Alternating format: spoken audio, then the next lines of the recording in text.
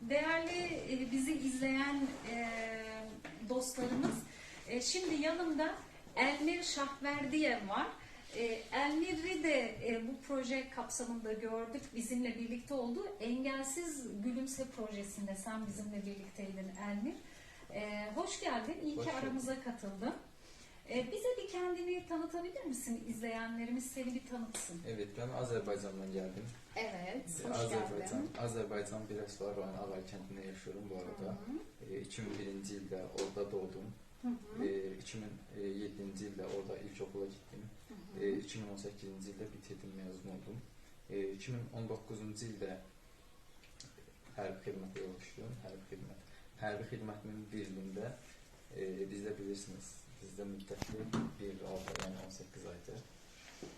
Hərbi xidmətimin bir ilində Cənab Ali Başkomandan İlham Əliyevin əmri ilə bizdə işğal olunmuş torpaqlarımız vardı ki, mənfi düşmənlərlə olan hücuma keçdik və Ağdərə istiqamətində yaralandım. İstiqamətdə Boğaz nahiyəsində yaralandım.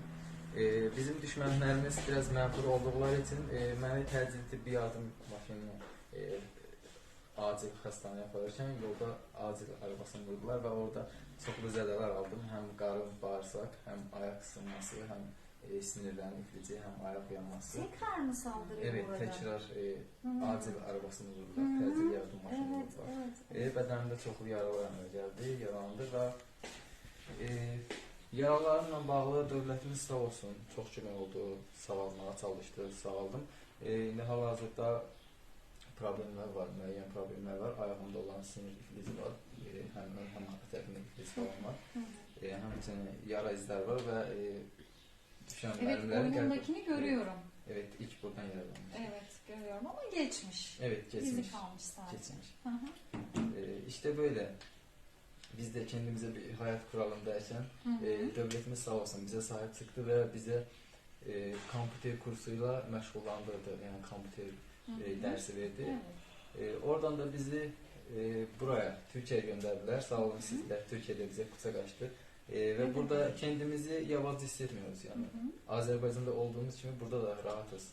Yani kardeş ülke sonuçta. Evet. Türkçen de çok iyi bu arada. Evet, olabilir. Evet.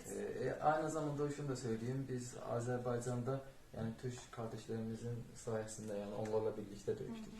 Onlarla birlikte qələbə. Her zaman yanınızdayız. Evet. Kardeş iki ülkeyiz biz. Qələbəni iki dövlətə borcluyuq. Hem Pakistan hem Türkiye bize destek olduqları için. Bize en yakın olan bu arada Türkiye, yani kardeş ülke. Evet, her zaman yanınızdayız. Peki proje kapsamında buradasın ya. Evet. O katıldığın projeyle ilgili yaptığınız faaliyetlerden bize biraz bahseder misin? Evet, burada dil derneği, dil dersleri keçdik. Aynı zamanda bize musiki duyumu, hem burada sağ olsun Kadim hocamız hem bize hoca hem de arkadaşlık ediyor. Hem Antalya. arkadaşınız, hem hocanız, hem abiniz. Evet, öyle. Değil tam mi? öyle. Hem belki sırdaşınız da olmuştur burada. Dertlerinizi paylaştığınız. Değil mi? Öyle. Paylaşmışsınızdır. Değil mi dertlerinizi? Evet. Hem de Kadim hocayla birlikte Antalya'yı gezdik. Hem de bak rehberiniz olmuş. Evet. Birçok gezmeli yerlerine gittik. Biz de biliyorsunuz yani dövüşten çıktığımız için birçokumuzda sinir problemleri var ve sinirimizi belediye ikincelmek için, ruhlarımızı sakinleştirmek için birçok güzel yerlere gittik Antalya'da. Güzel eğlendik, güzel günlerimiz geçti. Aynı zamanda boş vaktlarımız olarken buralarda gezdik, diğer kendimiz gezdik. Türk kardeşlerimizden arkadaş edinmeye çalıştık ve oldu, Türk arkadaşlarımız oldu. Bunun için Türkiye'ye teşekkür ederiz. Elmir, dolu dolu geçirmişsin. Evet. Yani şu anlattıklarına bakıyorum, bunlar bir günde olacak şeyler değil. Hayır. İyi ki gelmişsin değil mi? Evet, iyi ki gelmişim. Geldiğin Elmir'le şimdi gideceksin ya, gidecek olan Elmir arasında hangi farklar oluştu? Çok büyük bir fark var. Böyle diyeyim. Muharebeden çıktık ya, bizde biraz sinir problemler oldu. Bayağı diyeyim şimdi. Biraz asabiydim. Çok şeyler, çok tedirgin oluyordum. Xırda bir şey əsəbləşirdik. Ruhlarımız sakitləşdi. Burada gəzməli çox yer var. Kadim hocamızın sayesinde bizi çok yerlere apardı, gezdik, dolandıq. Həmçinin burada dərslər, yəni bizim çox xeyir oldu. Fərq çoxdur. Həmçində dünya görüşümüz artdı, yəni Türkiyə ilə bağlı. Evet, biraz biraz önce sormuştum ya. Döndüğünde şu anda böyle kafanda oluşan planlar var mı diye Evet, sormuştum. Var mı planlarım var. senin de döndüğünde Planlarım var. yapacağın? Evet, Antalya'da gezdik ve Azerbaycan'a dönüşte Azerbaycan'da da gezməli yerler var. İlk önce bu yayı yani Kendi ülkemi de Evet, gezmek istiyorum evet, bu diyorsun. yaya Gezemediğim yerlere. planlarım var ki Çok biz güzel. çok yerler gezdim ve gezip bitirdikten sonra ameliyat olmalıyım. Ameliyattan sonra işimle bağlı yani kompüter kursunda öğrendiğim sertifikatla bağlı bir işimle bağlı inşallah işlemek fikrim var. Çok güzel. Bu burada bulunduğun süre içerisinde mi planladın yoksa zaten yapmak zorundayım ben bunları diye mi düşünüyordun? Yok, ben bunları kendi hayatım için yani kendi özgür olarak baktığım şeyler bunlar. Kendi seçtiğim, planladığım şeyler bunlar. Evet. Peki son bir şey soracağım. Ameliyat olacağım dedin. Niye olacaksın? Benim ayağımda bir ayağım küçük kaldı sinir işlemediği için. Doktorlar onu uzatacak ayağımı. Hem içinde sinir olmadığı için, ifrit olduğu için ayağımda biraz sorunlar var.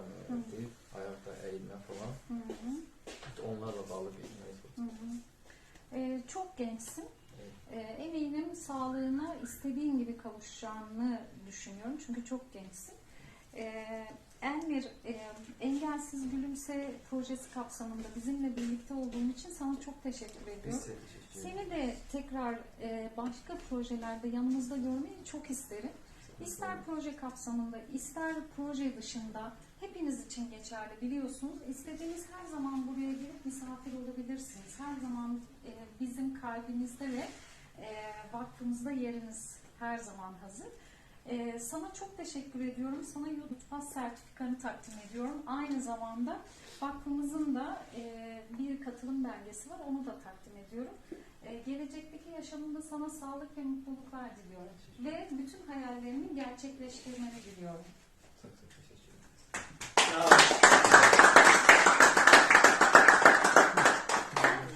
Elmir'cim sana şimdi de bizi ailenle ve sevdiklerinle birlikte yiyip içtikçe hatırlaman dileğiyle sana Türk kahvemizi ve Türk lokumumuzu da armağan ediyorum. Bizi hatırlaman dileğiyle. Çok sağ ol. Bravo.